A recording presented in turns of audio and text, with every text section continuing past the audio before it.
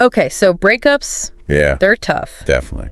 But what if instead of just offering like the usual advice, the platitudes, Right. what if we took a deep dive into some really effective strategies Yeah. to not just survive a breakup, but actually use it as a launch pad for personal growth? I love that.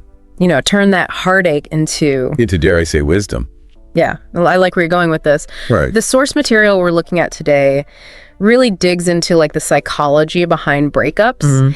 And it offers some insights that I think go way beyond the surface level advice you usually hear. Absolutely. And for example, the whole let your emotions flow thing, Right. it actually gives like specific techniques Oh, yeah. to make that happen. Interesting. Not just encouraging a good cry. There's this journaling exercise Okay. where you imagine writing a letter to your ex, Okay. pouring out all your feelings, Yeah. but then get this, Wait. you burn it. Whoa. Almost like a ritualistic release of those emotions. Yeah. That's a really great example of how this source blends practical advice with a deeper understanding of that emotional process. Yeah. Because it acknowledges that breakups are a form of grief, similar to what we experience with other types of loss. Right. And just like we wouldn't tell someone grieving a death to just get over it, Right. we need to give ourselves permission to fully feel that whole range of emotions. Yeah. That comes with a breakup. It even talks about the science behind it, Oh, wow. which I found fascinating. Okay. Apparently, suppressing your emotions can actually backfire, Uh-huh. leading to increased anxiety and even physical symptoms. Oh, wow. It's like our bodies are trying to tell us to process those feelings instead of bottling them up. That's spot on. And, it's not just about venting or wallowing. It's about actively working through those emotions. Yeah. So things like journaling prompts or guided meditations, or even talking it out with a therapist. Right. Those are all tools that can help us move through that grief rather than getting stuck in it. Now, I've always heard that rebound relationships are a bad idea. Right. But I'll admit sometimes that distraction feels tempting. Sure. But this source actually made me rethink my stance a bit. Oh, interesting. It's not just about avoiding distractions. It's about using this time for genuine self-discovery. I think that's a really important distinction. Yeah. And it's not about judging anyone who chooses to date quickly after a breakup. Right. But if we're looking at this as a chance for growth, jumping into a new relationship before we've processed the last one Yeah. can actually prevent us from recognizing patterns in our choices Right. and understanding what we truly need in a partner. So it's like using this time to figure out what we actually want in a relationship. Yes. Not just filling the void with someone new. Precisely. And that requires creating some distance from our ex, Okay. both physically and emotionally. So unfollowing on social media, Right. limiting contact, Yeah. those things aren't just about avoiding pain. They're about giving ourselves the space to reflect and rebuild. That makes a lot of sense, but let's be honest. Yeah. Sometimes resisting that urge to check their Instagram or send that I miss you text Oh, yeah? can feel almost impossible. Definitely. It's like this inner battle between logic and longing. It absolutely is. And this source doesn't sugarcoat that struggle at all. Okay. It actually offers some pretty clever strategies for dealing with it. Oh, good. One that stood out to me was the idea of having like a breakup buddy, Okay. a trusted friend you can call when you're feeling tempted to reach out to your ex. Yeah. They can provide that external accountability and support. That's such a good idea. I also love how it emphasizes that everyone heals at their own pace. Absolutely. No comparing timelines or feeling pressured to get over it faster than you actually are. Right. There's no one-size-fits-all approach to heartbreak. Yeah. And the part of that healing journey is recognizing when we need to lean on our support system, whether it's friends or family, a therapist, a support group. Sharing our feelings and experiences can make a huge difference. And I know it can feel vulnerable to open up like that. Sure. But the source really emphasizes that asking for help is a sign of strength, not weakness. Yeah, I agree. It's about recognizing that we don't have to go through this alone. And on that note, let's talk about the importance of self-care. Okay. It's not just about pampering ourselves. Right. Although a little pampering never hurts. A little bit. It's about creating a solid foundation for physical and emotional well-being. I think after a breakup, it's easy to let self-care slide. We might overindulge in comfort foods or skip workouts or stay up late scrolling through our phones. It's easy to fall into those traps. But this source is packed with practical tips on how to actually make self-care a priority. Yeah. Even when we're feeling heartbroken. Absolutely. It goes beyond the usual advice about eating well and exercising. Right. It even gets into the nitty-gritty of creating a sleep routine, Oh, wow. managing stress through mindfulness techniques, and even the importance of getting enough sunlight. Okay, I have to admit, I've been guilty of using work as a way to distract myself after a breakup. Sure.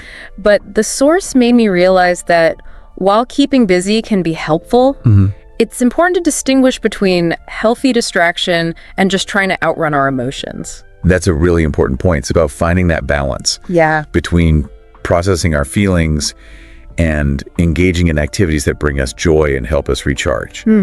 And speaking of joy, that leads us perfectly into the next stage of this healing journey. Let's go. So we've talked about like the emotional heavy lifting. Right. But what about the exciting part, rediscovering ourselves after a breakup? You know, that whole finding yourself cliche. Right. Does the source actually like delve into how to do that in a practical way? It totally does. And I think this is where things start to get really empowering. Okay. The source talks about this idea of identity reconstruction Okay. after a breakup. Essentially, when we're in a relationship, our sense of self often gets kind of intertwined with our partners. And when that relationship ends, we have this opportunity to redefine who we are and what we want out of life. That resonates with me, is like suddenly having this blank canvas and being able to paint a whole new picture of yourself. Right. But where do we even begin? Right. I mean, some days just getting out of bed feels like a major accomplishment. I hear you. And the source acknowledges that this process takes time and effort. Okay. It's not about magically transforming overnight, but it does offer some really concrete steps to get started. Okay, good. One thing that stood out to me was the emphasis on revisiting old passions. Okay. You know, those hobbies or interests that you might have put on hold while you were in the Oh, relationship. that's a good one. I used to love painting, but I haven't picked up a brush in years. There you go. Maybe it's time to dust off those art supplies and see what happens. But what if you don't have any hobbies you're dying to revisit? Or what if you want to try something completely new? That's where the source's suggestions for exploring new activities come in. Okay. And it's not just about, you know, randomly picking something out of a hat. Right. It encourages you to really think about what sparks your curiosity, what challenges you, what brings you joy. Okay. It even suggests creating a bucket list of things you've always wanted to try. I love the idea of a bucket list. It's like giving yourself permission to dream big and step outside your comfort zone. Exactly. But I also worry about getting overwhelmed. I mean, there are so many possibilities. Yeah. Where do you even start? You're right. It can feel daunting. And that's why the source emphasizes starting small. Okay. It's not about signing up for a marathon or a year-long pottery course right away. Right. It could be as simple as trying a new recipe or attending a free online workshop or even just taking a walk in a different neighborhood. Oh, okay. It's about building momentum and celebrating those small wins along the way. Yeah. Speaking of small wins, one thing I've always struggled with is actually acknowledging my accomplishments. Oh, yeah. I tend to focus on what I haven't done or what I could do better. Right. Does the source touch on that at all? It absolutely does. It talks about the importance of cultivating self-compassion, especially after a breakup. Yeah. We're often our own harshest critics. Definitely. And after a breakup, those negative thoughts can get even louder. The source encourages us to treat ourselves with the same kindness and understanding we would offer a friend Right. going through a similar experience. That's such a powerful reminder. It's easy to get caught up in self-blame or negative self-talk after a breakup. Yeah. But maybe instead of beating ourselves up, we should be celebrating our resilience Yeah. and the steps we're taking to move forward. Exactly. And those celebrations don't have to be grand gestures. Oh. It could be as simple as acknowledging a positive thought, or savoring a delicious meal, or taking a few moments to appreciate the beauty around you. It's about shifting our focus from what's missing to what we have to be grateful for. Okay, so we're embracing our emotions, taking care of ourselves, rediscovering our passions, and celebrating our wins. Yes. But what about the big L word, love? I know it might feel scary to even think about right now. Sure. But does the source offer any guidance on how to open ourselves up to the possibility of finding love again? It does, and I think it's one of the most encouraging parts of the material. Okay. It acknowledges that the idea of dating again might feel overwhelming at first, but it emphasizes that healing takes time. Right. And when we're ready, love will find its way back into our lives. That's reassuring to hear, but I also wonder, how do we know when we're actually ready? I mean, after a breakup, it's easy to feel vulnerable and unsure of ourselves. That's a valid concern, and the source doesn't pretend that there's a magic formula. Okay. But it does offer some helpful guidelines. Okay. One thing it emphasizes is the importance of being comfortable being single. Okay. It's about enjoying our own company, pursuing our passions, and feeling confident in who we are, independent of a romantic relationship. So it's about finding that sense of wholeness within ourselves before seeking it in someone else. Exactly. Yeah. It's like that saying, "You complete me," is actually kind of misleading. Right. We are already complete on our own. And a healthy relationship is about two whole individuals choosing to share their lives, Yeah. not about filling a void in each other. That's a really empowering perspective. It is. It takes the pressure off of finding the one and instead focuses on building a strong foundation for ourselves. And when we do feel ready to explore romantic connections, the source stresses the importance of being mindful of our choices. Okay. It encourages us to reflect on past relationship patterns, Right. identify our needs and boundaries, and be intentional about who we allow into our lives. So it's not just about jumping back into the dating pool willy-nilly. Exactly. It's about being selective and discerning about who we choose to connect with. Precisely. Yeah. And that includes being honest with ourselves and potential partners about where we're at emotionally. Yeah. The source reminds us that vulnerability and open communication are essential for building trust and intimacy. This whole conversation has really shifted my perspective on breakups. Oh, good. I'm glad. Instead of seeing them as failures, we can choose to view them as opportunities for growth, self-discovery, and even a chance to create even more fulfilling relationships in the future. I love that reframing, and I think it's a testament to the power of this source material. Yeah. It's not just about offering Band-Aid solutions. Right. It's about digging deeper and empowering us to use this experience as a catalyst for positive change. So we've covered a lot of ground, from processing the emotional roller coaster to rediscovering ourselves. Right. And even opening our hearts to the possibility of love again. What are some key takeaways you think our listeners should really hold on to as they navigate this journey? Well, first and foremost, I think it's important to remember that healing isn't linear. There will be ups and downs, good days and bad days. Yeah. It's a process, not a destination. And it's okay to ask for help along the way. That's such a crucial reminder. It's easy to get discouraged when those tough emotions resurface, or when we feel like we're not over it yet. Right. But maybe it's not about getting over it, but rather about learning to live with it Yeah. and integrate this experience into our personal narratives. I love that it's about finding meaning and growth in the midst of the messiness. And I think another key takeaway is that this is a time for self-discovery. Yeah. It's a chance to reconnect with our passions, explore new interests, and rediscover who we are outside of the context of a relationship. And who knows, maybe in that process we'll discover a stronger, more resilient version of ourselves that we never knew existed. That's the beauty of this journey. It's an invitation to rewrite our stories and create a future that's even more aligned with our authentic selves. Well, I don't know about you, but I'm feeling pretty inspired right now. Me too. But before we wrap up this deep dive, there's one more powerful tool we haven't explored yet. Oh, okay. The power of mindfulness. Interesting. We'll be right back after a quick moment.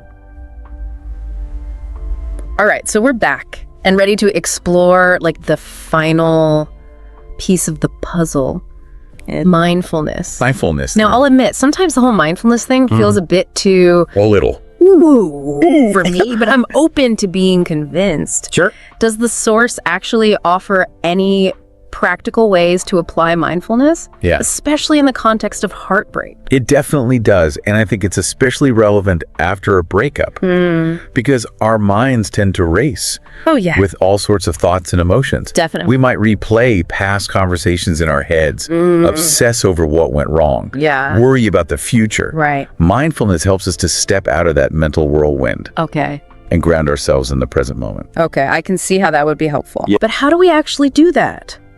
It's not like we can just snap our fingers and suddenly become mindful gurus. You're right. It's a practice, not a quick fix. Okay. But the good news is Yeah. the source provides some really accessible techniques. Okay. One that I personally find incredibly helpful is focusing on the breath. Okay.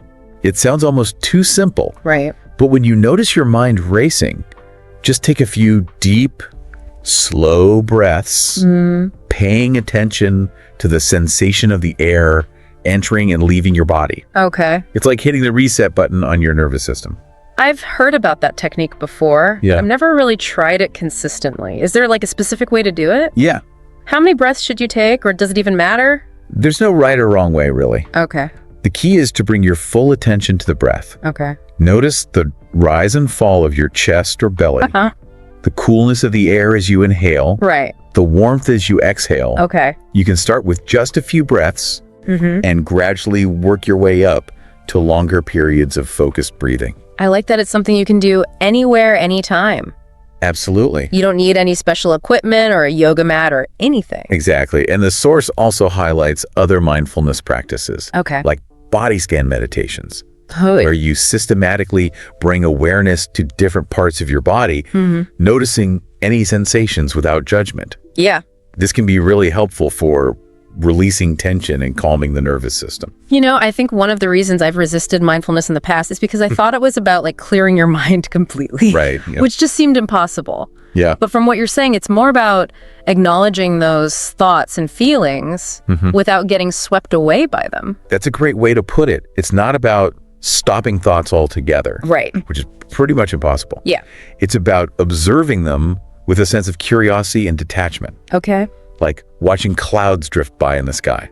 We notice them, Right. but we don't have to grab onto them or let them dictate our mood. That's a really helpful analogy. Yeah. That takes the pressure off. So how does mindfulness actually help us heal from a breakup? Yeah. Is it just about feeling calmer in the moment? Right? Or is there a deeper impact? Yeah. Well, for starters, by reducing stress and anxiety, mindfulness creates a more supportive environment for healing. Right. But it also goes beyond that. Okay. By becoming more present, we're less likely to dwell on the past or worry about the future. We can start to appreciate the simple joys in our lives Right. and cultivate a sense of gratitude, Yeah. which can be incredibly empowering, especially after a loss. That makes a lot of sense when we're caught up in our heads. Yeah. It's easy to miss out on the good stuff that's happening right in front of us. And mindfulness can also help us develop self-compassion, Okay. which, as we talked about earlier, is essential for navigating the emotional ups and downs of a breakup. By becoming more aware of our thoughts and feelings, Yeah. we can start to treat ourselves with more kindness and understanding. Okay, I'm starting to see how mindfulness can be a real game changer in this whole process. It's like it gives us this superpower to observe our thoughts and emotions without letting them control us. I love it. And the more we practice mindfulness, the stronger this superpower becomes. Okay. It's like building a muscle. Right. It takes effort and consistency, but the rewards are well worth it. So as we wrap up this deep dive, I'm curious, what's one thing you hope our listener will take away from this conversation? I think the biggest takeaway is that heartbreak, while incredibly painful, doesn't have to define us. It's an opportunity for growth, self-discovery, and ultimately transformation. Yeah. And we have so many tools at our disposal Right. to navigate this experience with strength and resilience. I couldn't agree more. From embracing our emotions to leaning on our support system, prioritizing self-care, rediscovering our passions, and even incorporating mindfulness into our lives. Yes. We have the power to choose how we move forward from this experience. And remember, healing takes time. Be patient with yourself. Celebrate your progress. Yeah. And never underestimate the power of your own resilience. We've covered a lot of ground in this deep dive. We have. But the journey doesn't end here. Right. This is just the beginning of your next chapter. Absolutely. And we can't wait to see what amazing things you create. Me too. Until next time, keep diving deep, keep exploring, and keep believing in the power of your own strength.